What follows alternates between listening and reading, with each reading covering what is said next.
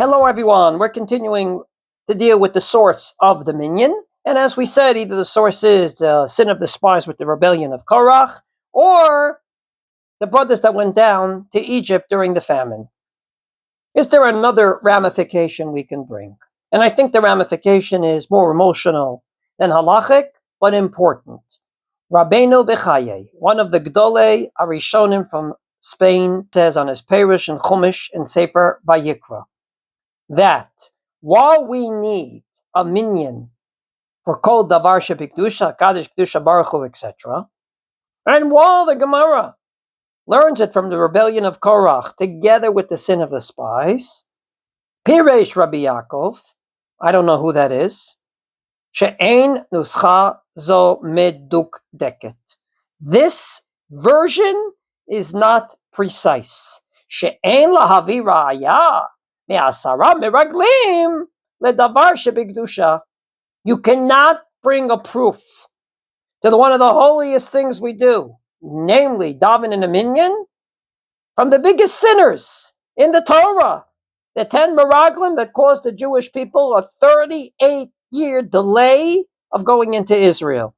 And therefore he says, Ikara nuscha, the right way to go is like the Yerushalmi, namely, V'nikdashti betoch b'nei Yisrael, is the same term, toch, that we find by the brothers, and that is a wonderful source for a minyan. Why? And I quote, "Achshav yavi raya me'asara achei Yosef, shahayu tzadikim ledavar shebekdusha." The brothers of Yosef were tzadikim, and therefore, what more appropriate to learn out minyan from these tzadikim? I have to admit that I have two problems with it. Problem number one is, we usually do not prefer the Yerushalmi, that says it's learned from the brothers of Yosef, over the Bavli, which says it's learned from the rebellion of Korach or the sin of the spies. So to address this question, my illustrious colleague, Rabbi Avi Billet, rabbi of the Anshe Chesed community in Boynton Beach, wrote a very small blog on this in his blog called A Rabbi Without a Cause, subtitled Identifying Source That Minyan is 10. And he writes there that there's many textual problems with the way the Bavli learns, and therefore he summarizes the following theory. And that is that perhaps we had an ancient tradition that said that Minyan is learned from the spies, albeit we didn't know which spies we're talking about. On the one hand, it probably means the spies that Moshe sent into Israel that did the sin of the spies, but in the Torah they're not called spies. The only ones that in the Torah are called meraglim, spies, are the 10 brothers of Yosef. When they meet Yosef, not knowing who he is, Yosef accuses them of being meraglim, of being spies. And therefore says Rabbi Billet that perhaps we had a tradition that it's from the spies, but we didn't know which of the two. And therefore, perhaps the Yerushalmi is indeed more precise, because it not only learns it from the spies, but learns it from a term that's used regarding the brothers in the Torah, namely meraglim, spies. I share that with you. However, the Bavli never said the word spies. They never said meraglim. All they said was, we learned it from this pasuk and that pasuk. The way we remember it is by saying the word spies. But there isn't a tradition somewhere that says we learn it from meraglim and now fill in the blanks. So therefore, that even though his theory is something to think about, the bottom line is the Bavli and the Yerushalmi spell out exactly and precisely what the source is that they're thinking of without necessarily using the term meraglim, spies. Number two, were the brothers of Yosef really tzaddikim? No question. The tribes are named after the brothers of Yosef. No question that the whole Jewish people emanated from the brothers of Yosef. But they did a huge sin. They tried to first kill their brother, and then they said, we won't kill him actively, we'll kill him passively. They threw him in a pit thinking the snakes and the scorpions would get him. And eventually they said, you know what, we'll sell him into slavery. And then they lied to their father, saying that he was eaten by some beast, and here is his bloodshed shirt that you made for him. It seems like they too sinned. So if that's the case, both the Bavli and the Yerushalmi are telling us that the source of Minyan are sinners, either the 10 brothers of Yosef before they did tshuva, or the spies, or the rebellion of Korach. And in my opinion, this teaches us something very fundamental.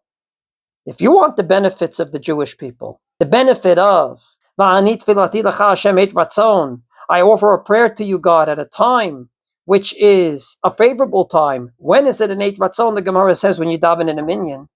God not mo'es b'tfilatan shel rabim, God having to listen to a prayer in a minyan versus a prayer that you don't daven in a minyan. You have to be prepared to take the Jewish people lock, stock, and barrel. Not just the tzaddikim, but even the sinners. Not just the people that keep all the Torah, but the people that sometimes fracture a law or two. You want the benefits of the nation, you have to be willing to serve the entire nation, not just part of it. I remember years ago, I heard from Rabbi J.J. Schachter the following story. He came to a specific synagogue, and the rabbi boasted that his entire synagogue is Shomer Shabbos. Rabbi J.J. Schachter got very upset, to say the least. And he said to the rabbi, "You're telling me you made a synagogue, a Jewish center, that's only welcoming to Shomer Shabbos? That you don't have a box of kippahs on the men's side and doilies for the women on the women's side? You should be ashamed of yourself." That's exactly what I believe these Gemaras teach us. You wanted the benefits of the Jewish people. You want to be part and parcel of all the great gifts that God gives us when we daven in a minyan. You have to be willing to deal with all the Jewish people, both those that are very close to your way of life and those that are very far from it. Even sinners can do tshuva. Don't write them off.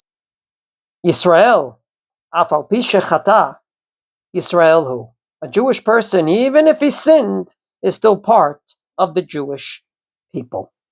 I think it's very important that when you go ahead and daven in a minyan, remember, it's a huge benefit. God has to listen. He may say no, but he has to listen.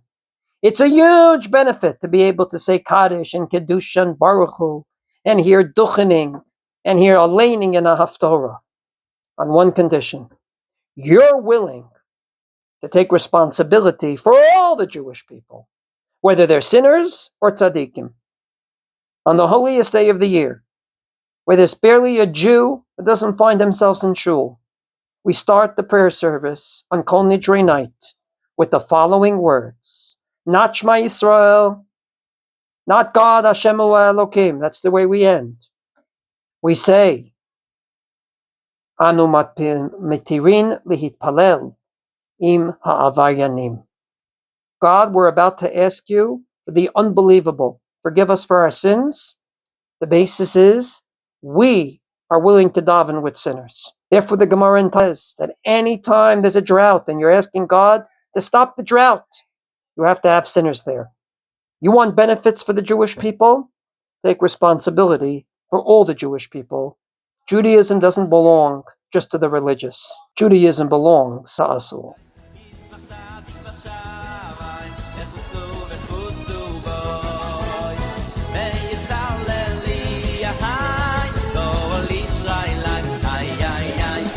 Machzadik b'shalai,